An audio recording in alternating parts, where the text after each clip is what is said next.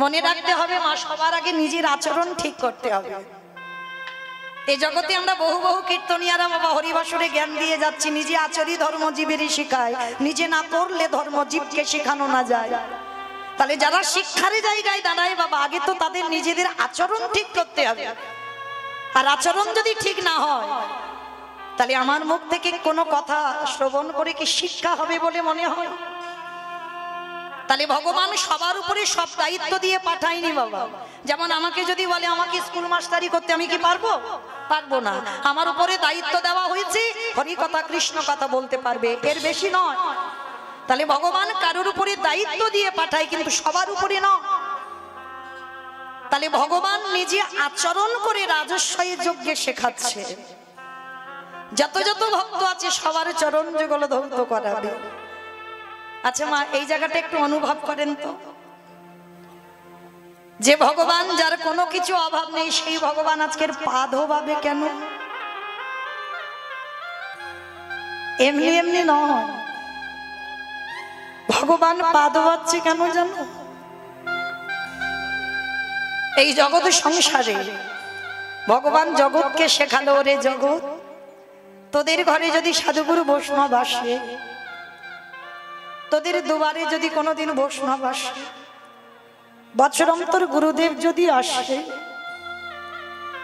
সবার আগে চেষ্টা করিস নিজ হাতে চরণ যুগল আগে ধৌত করে দিতে। এটা মনুষ্য জীবনে কর্তব্য মা। আমরা আগেকার দিনে নিয়মগুলো ছিল, এখনকার দিনে ভুলে যাচ্ছি সব।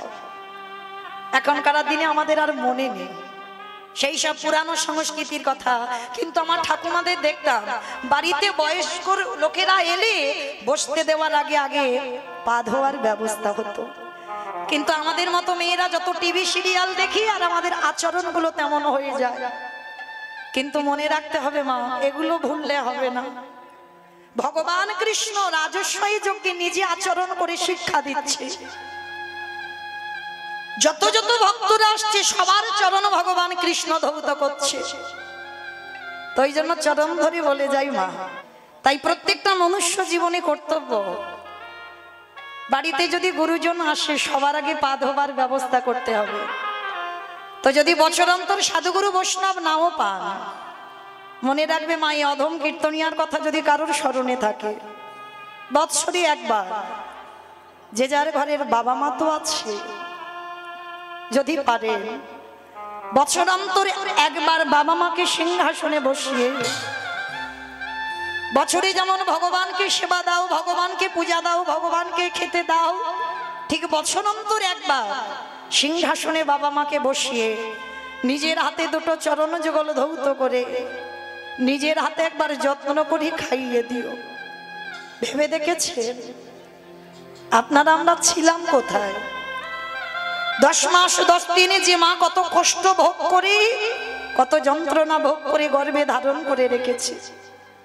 তাহলে আমাদের মনুষ্য জীবনে কি কর্তব্য নয় যে বছরে একবার অন্তত বাবা মার চরণ যুগল ধৌত করে একবার অন্তত নিজের হাতে খাইয়ে দিই? যে মা তো কত রাত নিজে না খেয়ে সন্তানকে খাইয়েছে, যে মা কত রাত না ঘুমিয়ে সন্তানকে ঘুম পাড়িয়েছে, আর সেই সব সন্তানরা বাবা মাকে নিয়ে বৃদ্ধাশ্রম। কিন্তু মনে রেখো মা, এই জগতে ভগবান ভাগবতে সুদামাকে বারবার বলেছে, সুদামা, এই পৃথিবীতে সব থেকে বড় গুরু হলো যে যার ঘরের বাবা মা। তারপরে গুরু হলো শিক্ষা গুরু, দীক্ষা গুরু, তারপরে গুরু হলাম আমি ভগবান। ওই ভগবান তো একবারও জাহির দেখিয়ে বলেনি সব থেকে বড় গুরু হলাম আমি ভগবান। না, সবার আগে বাবা মাকে জায়গা দিয়েছে। কেন?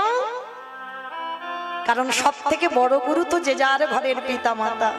তারপরে গুরু হলো শিক্ষা গুরু, দীক্ষা গুরু, তারপরে গুরু হলাম আমি ভগবান। তাই ভগবান রাজস্বী যজ্ঞে আচরণ করে শিক্ষা দিলে, ওরে কলির জীব, তোদের ঘরে যদি গুরুজন আসে সবার আগে পা ধোবার ব্যবস্থাটা করিস। আর ভগবান শুধু পা ধোবানো নয় বাবা, আরো একটা কাজ করেছিল। কি কাজ জানো? যত যত ভক্তরা প্রসাদ পেয়েছে কৃষ্ণ দয়াময় ওই প্রসাদের পাত্রগুলো নিয়ে নর্দমায় ফেলেছি। শুধু নর্দমায় ফেললো না বাবা, ওই পাত্র থেকে একটু করে প্রসাদী তুলে নিয়ে কৃষ্ণ আমার সারা গায়ে মারছে। বুঝে ভকেতে নিতাই গৌর প্রেমানন্দে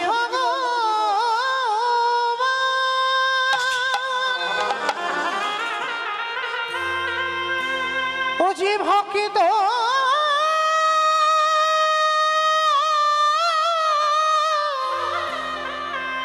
ভকিত ছাড়া কিছু জানে না,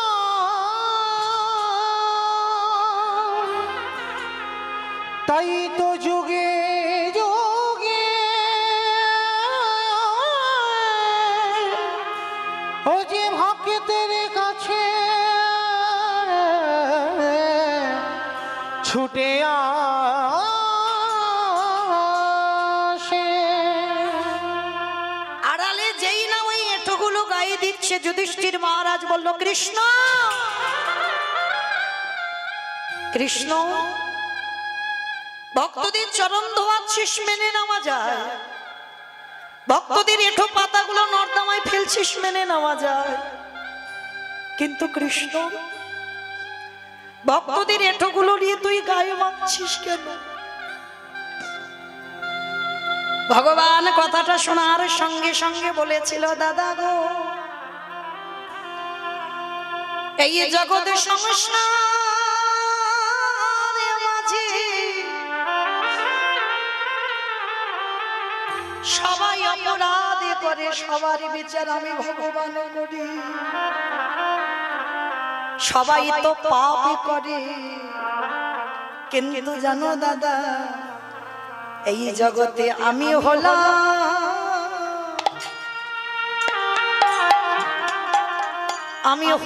মহাপাপী। এ জগতে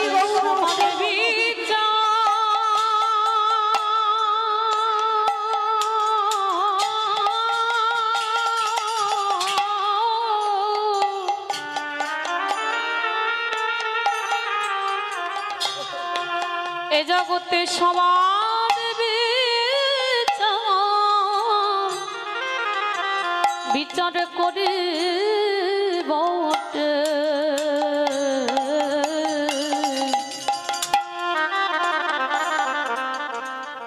এ জগতে আমি হলাম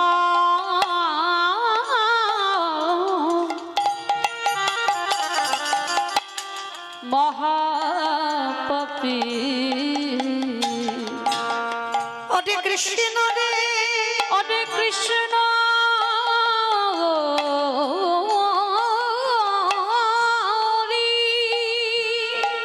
এই জগতে তুই নিজেকে মহাপাপী বলিস না। বলে দাদা, বলতে হবে না, জগতে যারা জানে ঠিক জানে, সবাই তো পাপ করে, সবার বিচার আমি কৃষ্ণ করি। কিন্তু বাবা, যে বিচারের জায়গায় বসে সে বিচারক যদি ভুল করে, তাহলে তার বিচার করবে কে?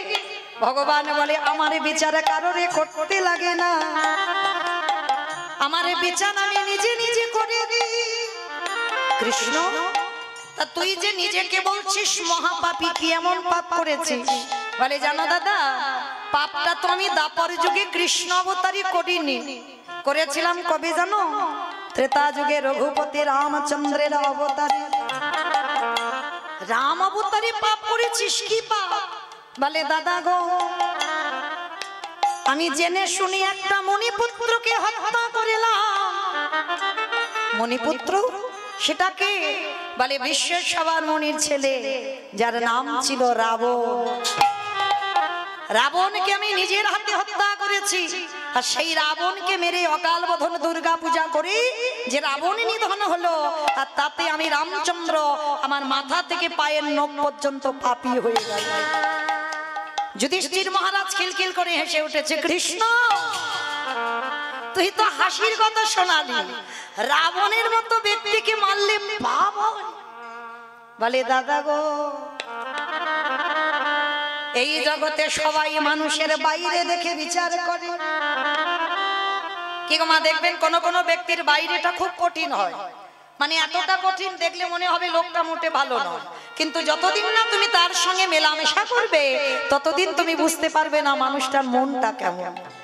তা রাবণকে সবাই বলে খারাপ, কেন ভগবানের বউ চুরি করে আনলো? কিন্তু না, এই যে বউটা চুরি করে এনেছিল কেন জানো?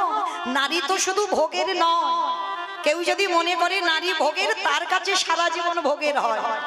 অসুরীদের অত্যাচারে দেবতারা স্বর্গ ছাড়ে, সেদিনে যদি দশভুজা নারী 10 হাতে যদি অসুর ধ্বংস না করত তাহলে দেবতারা যেত কোথায়? তাহলে নারী সাধনার, নারী ভজনের, নারী আরাধনার যে যেমন ভাবে নেবে তার কাছে তেমন। দেখেন চণ্ডী ঠাকুর রামের চরণ ভজন করে পেল কৃষ্ণ চরণ, বিল্লমঙ্গল চিন্তামণির চরণ ভজন করে পেয়ে গেল গোবিন্দ চরণ। জয়দেব গোস্বামী মা পদ্মাবতীর চরণ সেবা করে পেল গোবিন্দ চরণ। তাহলে নারী সাধনার যে যেমন ভাবে নেবে, ঠিক সেই রকম রাবণ সীতামাকে চুরি করেছিল, কেন? ভোগ করার জন্য নয়। তাহলে নিল কেন? না, একটাই কারণ ছিল, ওই মায়ের চরণ সাধনা করবে। যদি সাধনা না করবে বাবা, যার 10,000 বউ ছিল, তাহলে লঙ্কার মাটিতে কি একটা ঘর ফাঁকা ছিল না? নিশ্চয়ই ছিল। সীতামাকে নিয়ে রেখেছিল কোথায়? শোক, মানে যেখানে শোকের ছায়া লাগে না সেইখানে সীতামাকে রাখলো। তাহলে এই যে রাবণের কথা বাবা, আপনারা আমরা মাঝে মাঝে একটা কথা বলি, ওটা আপনাদের কথা নয়, আমাদের কারোর কথা নয়, ওটা রাবণ বলেছিল। কি কথা জানো? তুই হলি আমার ঘর শত্রু বিভীষণ। কি মা বলি না মাঝে মাঝে? যদি আমার ঘরের গল্প কারোর কাছে কেউ বলে দেয়, আমরা রাগের মাথায় বলে দিই, তুই হলি ঘর শত্রু বিভীষণ। আমার খাবি আর আমার পড়বি, আর আমার ঘরের গল্পগুলো তুই বাইরে বলে বলে বাড়াবি। এই যে ঘর শত্রু বিভীষণ রাবণ বলেছিল কবে জানো? যেদিনে লঙ্কাতে ঘোষণা হয়েছিল মা রাম নাম করা চলবে না, আর যারা যারা রাম নাম করবে তাদের নাকি মৃত্যুদণ্ড দেওয়া হবে। আর সেই খবরটা পেয়ে বাবা লঙ্কাতে সবাই চুপচাপ, কেউ রামের নাম করে না, আর যদি বা করে সব মনের ভিতরে। কিন্তু মনে রেখো মা, প্রদীপের তলায় অন্ধকার, প্রদীপের তলায় অন্ধকার নয়। দেখবে অন্ধকার ঘরে প্রদীপটা জ্বালিয়ে দেবে, তেল দেবে, সলতে দেবে, প্রদীপটা জ্বলছে, ঘরটা সব আলো হয়ে গেল, আর ওর তলার দিকে তাকিয়ে দেখবে অন্ধকার। যে রাবণ ঘোষণা করলো রাম নাম করা যাবে না, আজকে সেই লঙ্কাতে রাতের অন্ধকারে বিভীষণ জানালা দরজা বন্ধ করে হারাম হারাম বলে কাঁদে।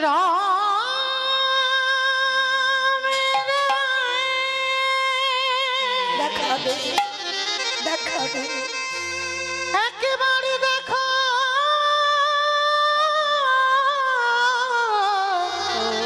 দেখো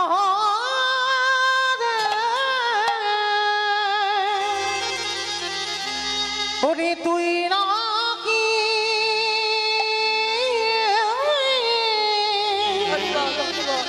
করুণা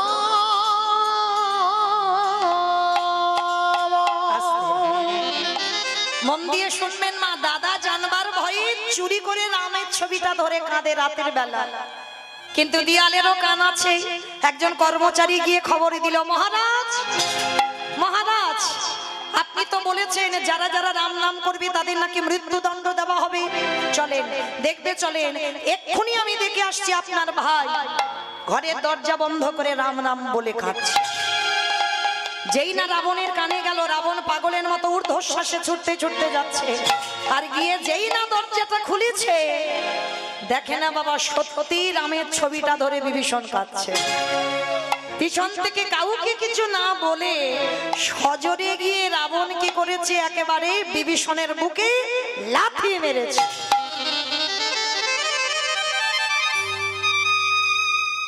এত জোরে লাথি মেরেছে ধুলাই পড়ে গেছে। আচ্ছা বলো তোমার, আচমকা যদি পিছন থেকে কেউ এসে সজোরে লাথি মারে, ব্যথা লাগবে না? আচ্ছা মা, এই সমাজে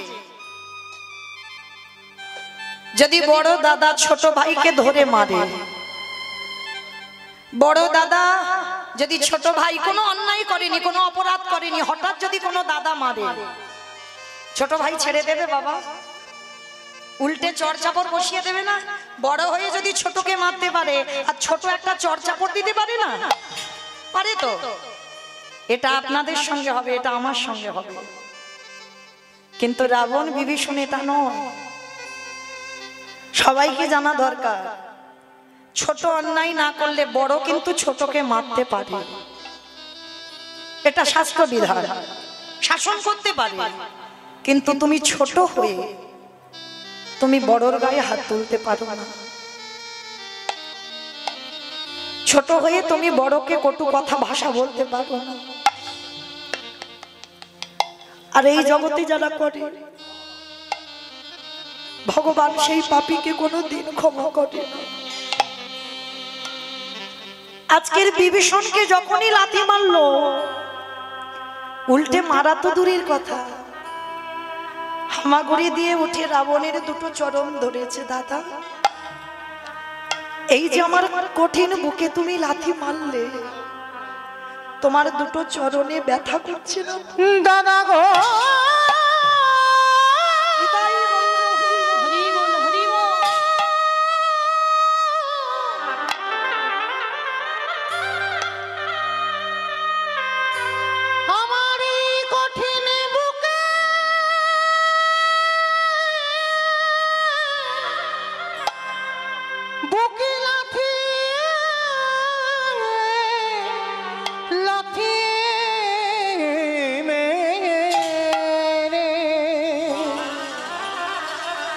তোমারই ওই কোমল চরণে কি আঘাত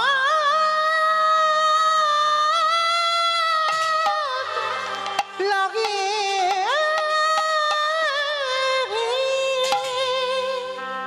সেই সময় রাবণ বলে উঠেছিল, দূর হয়ে যা ঘরশত্রু বিভীষণ, আমার খাবি, আমার পড়বি, আর আমার শত্রুর নাম জপ করবি, বেরিয়ে যা। এই মুহূর্তে যেন তোর মুখ আমি আর কোনোদিন দেখতে না পাই। রাত্রিবেলা তাড়িয়ে দিল। তাড়িয়ে দেবার পরে বিভীষণ কেঁদে বলল, দাদা, এ জীবনে কোনোদিন তোমার ওই চরণে আমার দুটো নয়ন আর এক হবে না। আমি চলে যাচ্ছি দাদা। যা যা যা, যার সাত কুলে কেউ নেই সে আবার বলে চলে যাচ্ছি, আবার ঘুরে ফিরে আমার কাছে আসতে হবে, দূর হয়ে যা। আচ্ছা মা, যতই হোক দাদা তো রাগের মাথায় মেরেছে, রাগের মাথায় বলেছে। রাবণের কষ্ট হয়নি? সারা রাত ঘুমাতে পারছি, শুধু মনে মনে ভাবছে ভাইটাকে মারলাম, ভাইটা না জানি কোথায় চলে গেল। সারা রাত ঘুমাচ্ছেন। আর ভোর না হতে হতে রাবণ তো খুব ভালো করে জানে ও আমার লাথি খেয়ে কত দূর যাবে। ভোর না হতে হতে একেবারে সরাসরি চলে গেছে রামচন্দ্রের কাছে। ভাই ভাই, কোথায় আছিস? বেরিয়ে আয়, আমি তো দাদা এসেছি। যেই না ডাকছে লক্ষণ বেরিয়ে এসে বলছে, তোমার লজ্জা করে না? কালকের ভাইয়ের ওই রকম বুকে লাথি মেরে আর আজকে তার পা ধরে ক্ষমা চাইবে বলে এসেছো? রাবণের তো বিশাল বড় চেহারা, কোমরে হাত দিয়ে বলে উঠলেন, তুই কি মনে করেছিস কালকের লাথি মেরে আর আজকের পা ধরে ক্ষমা চাইতে এসেছি? ভুল ভাবলি। ওরে, আমি দেখতে এলাম কালকে যে লাথিটা খেলো, লাথিটা খেয়ে ঠিক ঠিক জায়গায় এলো কি, ওইটা দেখবো বলে তো আমি ছুটে এসেছি। রাম এসে বলছে, রাবণ, এইরকম কেউ ভাইকে লাথি মারে? তুমি জানো ওর কত ব্যথা লেগেছে, কেন এইরকম লাথিটা মারলে? ওরে রাম রে, রাবণ বলছে রামকে, এই জগতে সবাই জানে আমি আমার ভাইকে লাথি মেরেছি, কিন্তু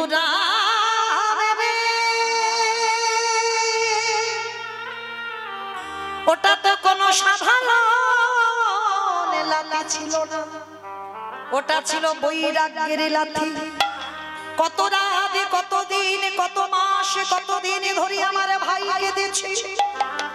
আমি মনে মনে ভাবি এমন একটা দিন যেদিনে আমারে ভাইকে লাথি মেরে চিরজনমের মতো তোর রাতুল চরণে পাঠাইয়ে দে ওরে রাই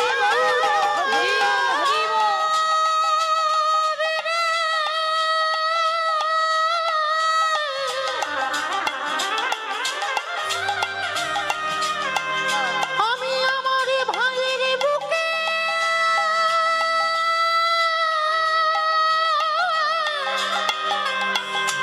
যদি না লাথি মারিতাম তবে কি এত তাড়াতাড়ি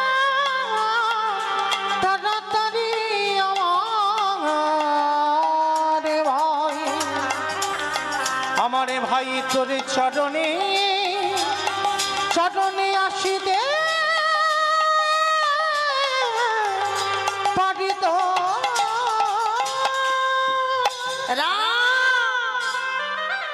লাঠিটা দিলাম বলে তো আমার ভাই তোর চরণে এলো। লাঠিটা যদি না দিতাম আমার ভাই কি এত তাড়াতাড়ি আসতো? রাবণ বলছে রাম সবাই দেখলো আমি লাঠি মেরেছি, কিন্তু রামের ওই লাঠিটা মেরে আমি কলির জীবকে একটা শিক্ষা দিলাম। ভালো করে শুনবেন মা এই জায়গাটা। রাবণ ভাইকে লাঠি মেরে আপনাদের আমাদের কি শিক্ষা দিল? ওরে কলির জ্ঞানন্ধজি, এই জগতের সংসার মাঝি সবাইকে একদিন লাঠি ঝাঁটা খেতে হবে। ভালো করে শুনবেন, সবাইকে খেতে হবে, লাঠি ঝাঁটা তোমায় খেতে হবে। কেন? আজ তুমি দাঁড়াতে পারছ, তুমি দুটো হাত দিয়ে গোবিন্দ সেবা করতে পারছ, তুমি কানে কৃষ্ণ নাম শুনতে পাচ্ছ, এই নয়নে ভগবান দেখতে পাচ্ছ, তুমি বদনে কৃষ্ণ নামে বলতে পাচ্ছ, তোমার 10 ইন্দ্রিয় চলছে, কিন্তু যেদিন তুমি আর দাঁড়াতে পারবে না, যেদিন তোমার দুটো হাত গোবিন্দ চরণে তুলসী দিতে পারবে না, যেদিন তুমি কানে আর কিছু শুনতে পাবে না, যেদিন তুমি চোখে আর দেখতে পাবে না, যেদিন জিহ্বায় কৃষ্ণ বলতে পারবে না, যেদিন তোমার 10টা ইন্দ্রিয় শীতল হয়ে যাবে, যেদিন তুমি বিছানায় পায়খানা প্রস্রাব করিবে, এই সংসার তোমাকে দোতলা থেকে নিচের তলায় নামাবে। পায়খানা করে পড়ে থাকবে, একদিন ভালোবাসবে, 2 দিন ভালোবাসবে, 1 সপ্তাহ ভালোবাসবে, 15 দিন ভালোবাসবে, জোরে 1 মাস ভালোবাসবে, তারপরে তোমার লাঠি ঝাঁটা খেতে হবে। রাবণ বলল কলির জ্ঞানন্ধজি, শিশুকালে কৃষ্ণ ভজে কৃষ্ণ পাবার আসে, যৌবন কালে কৃষ্ণ ভজে আসে মানায় আসে, বৃদ্ধ কালে কৃষ্ণ ভজে জমের তরাসে। সময় থাকতে থাকতে যারা ওই ফোঁটা ফুলে গোবিন্দ চরণে দিতে জানে, যারা যৌবন কালে সেবা দিতে জানে, তাদের সংসার আরে লাঠি ঝাঁটা দেয় না, অনায়াসে তাদের গোবিন্দ চরণ প্রাপ্তি হয়ে যায়। ওহে কলি হরি বল হরি বল।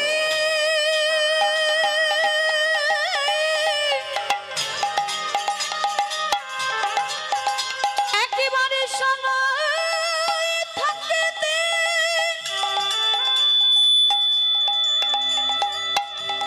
আমার গৌর গোবিন্দ চরণে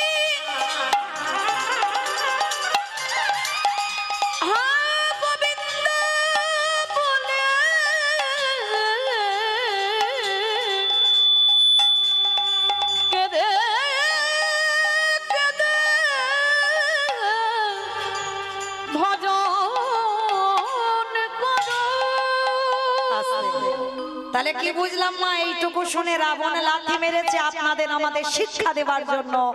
আমরা লাথি খাওয়ার আগে ধরতে হবে তার চরণ। যারা ধরতে পারবে অনায়াসে তারা গোবিন্দ কৃপা পাবে। আর সংসারে ওই বিভীষণকে লাথি মারলো, তারপরে তো রামচন্দ্রের চরণে গেল। তাহলে সেই রাবণের হৃদয়ে কতটা প্রেম ছিল, কতটা ভক্তি ছিল। রামচন্দ্র বধ করেছিল রাবণকে, আর বধ করে সর্বশরীরটা বাবা পাপী হয়ে গেল। আর সেই পাপ কবে ধুচ্ছে? কৃষ্ণ অবতারে যুধিষ্ঠির রাজস্বই যোগ। আমাইরা যেখানে ছিলাম আবার সেখানে এলাম তো মনে পড়ছে। তাহলে যুধিষ্ঠির যজ্ঞে এলো।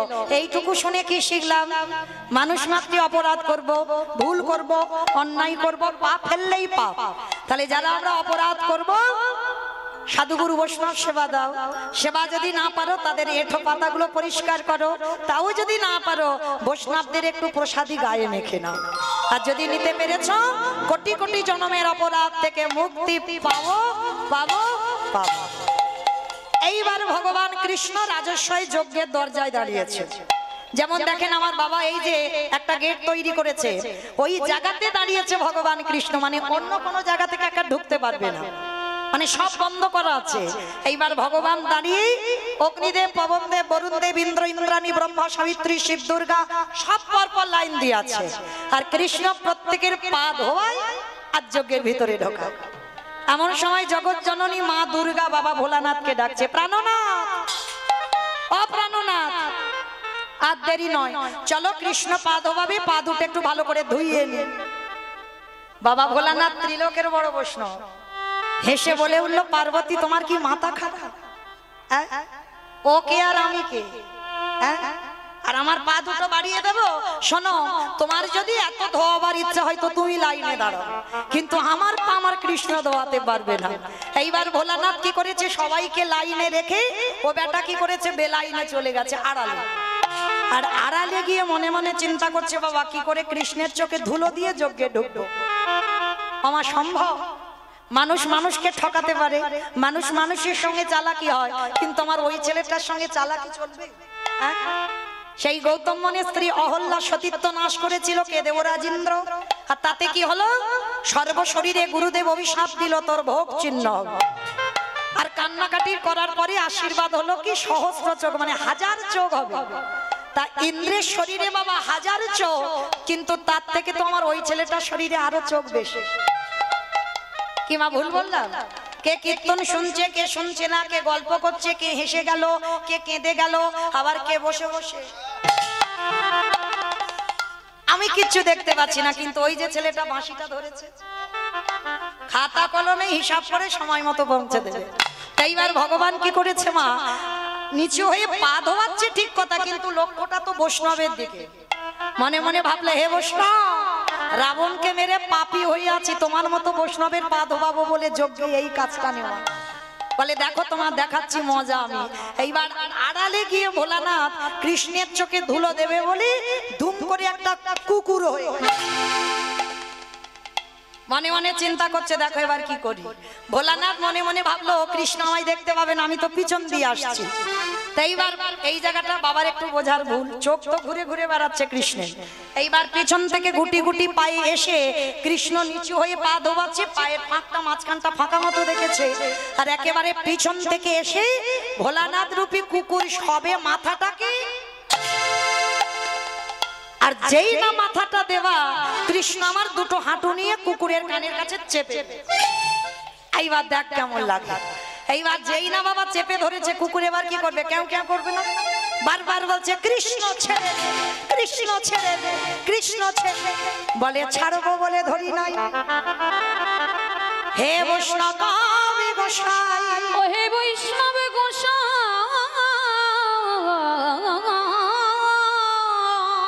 তোমার মতো বৈষ্ণবের দুটো চরণ ধোবালে বোধহয় আমার কম হতো।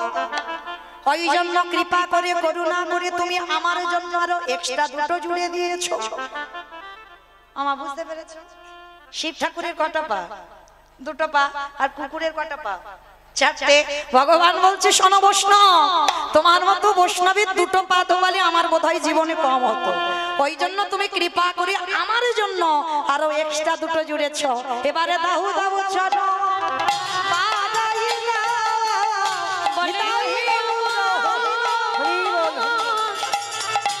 বৈষ্ণব গোসাই দাও দাও চরণ বড়াই দাও বলি আরে তো চলো ছাড়িব বলে দাও দাও চরণ বড়াই দাও বলি এই প্রতিজ্ঞা করে গেলাম দাও দাও চরণ বড়াই দাও বলি এই তো চলো ভিজে ধরিলাম দাও দাও চরণ বড়াই বলে আমি তো চরণ ছাড়ব না হে চরণ বড়াই দাও বলি আমি তো চরণ ছাড়ব না হে চরণ বড়াই দাও দাও দাও চরণ বড়াই দাও এইবার যেই না কৃষ্ণ ধরে ফেলেছে হাঁটু দিয়ে চাপ দিচ্ছে কানের কাছে কুকুর রূপী ভোলানাথ বলছে কৃষ্ণ ছেড়ে দে। আমি কান বলছি নাক বলছি জীবনে আর ভুল করব না আজকের মতো চুপ একটা কথা হবে না খালি দেখে যাও আমি কি করি। মোটা দড়ি নিয়ে কুকুরটাকে আষ্টে পিষ্টে বেঁধেছে কিন্তু বাঁধলে কি হবে কুকুরের চারটে পা তো শুধু ছটফট করছে। ভগবান বলে এবার পায়ের ব্যবস্থা করতে হবে। মোটা দড়ি নিয়ে কুকুরের চারটে পা এক জায়গা বেঁধে দিয়েছে আর যেই চারটে পা বেঁধে দিল আর কি কুকুর কিছু করতে পারবে? শুধু নয়নে জলে ধুলাই গড়াগড়ি যায়। আরে বলে কৃষ্ণ করে ওরে কৃষ্ণ রে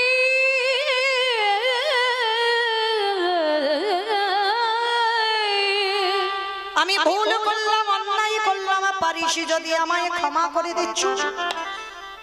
বললাম না কথা হবে না খালি দেখে যাও। সবার পা ধোয়াচ্ছে বাবা ঘটিতে করে জল দিয়ে। আর কুকুরের বেলা কি করেছে জানো কৃষ্ণ? কুকুরের চারটে চরণে বেঁধে দিয়ে খালি বিলি নদী নালা পুকুরে ঘাটির জলে নয় কৃষ্ণ দয়াময় আমার কুকুরের চারটে চরণের হৃদয়ে ধরে। বৈষ্ণবকে ভগবান কোন জায়গায় রেখেছে দেখে। আর আমাদের মতো সাধারণ মানুষ না সেই বৈষ্ণবদের পিছনে খুঁত ধরে ধরে বেড়ায়। নিজেরা পারবে না আচরণ করতে কিন্তু বলতে ছাড়বে না।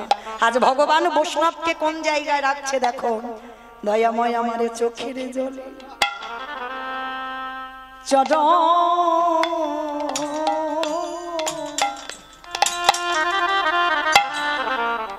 চরণ ধোবা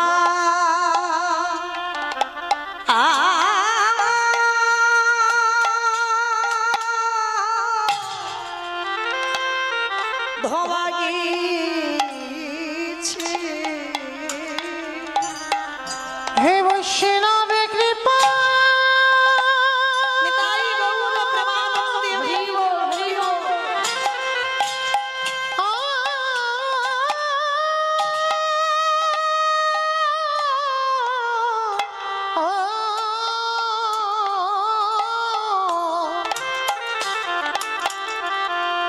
হে বৈষ্ণবে কৃপা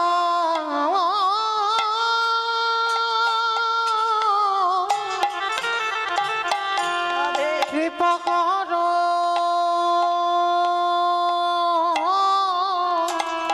বলে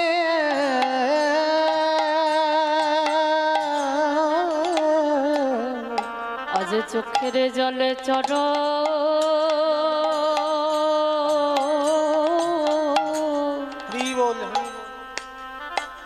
চরণ ধোয়া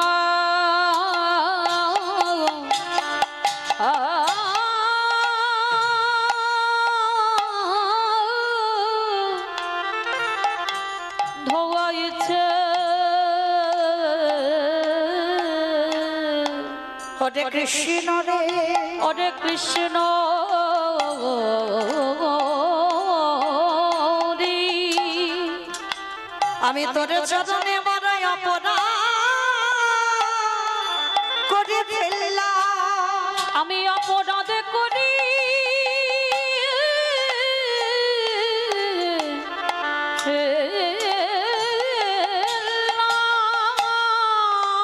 ভগবান বললেন ভোলা না ওগো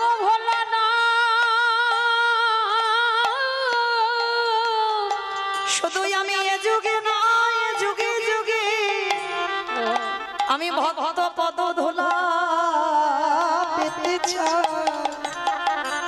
সবাই আমার পদ ধুলা নেয় কিন্তু আমি ভগবান হই ভক্ত পদ ধুলা অঙ্গে ওহে বৈষ্ণব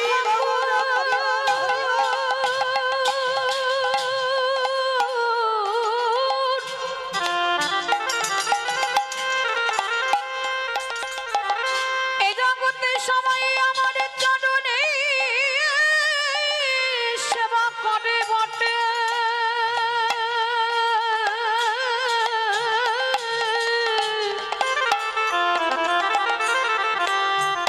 কিন্তু আমি যে ভক্ত চরণে বড় ভালোবাসি,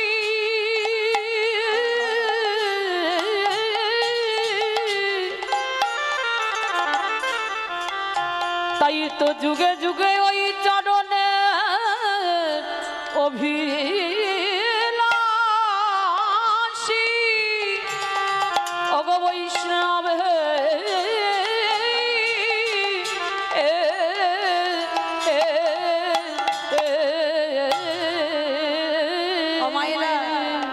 সব খেলায় হার জিত আছে কিন্তু এই হরিনামের খেলায় কোনো হার জিত নেই। বলি সবাই যেতে বলে সবাই যেতে এই হরিনামের খেলাতে বলে সবাই যেতে, শুধু হরিনামে যেতে নয় আরো কি করে জানো, আজ পিতা ধরে পুত্রের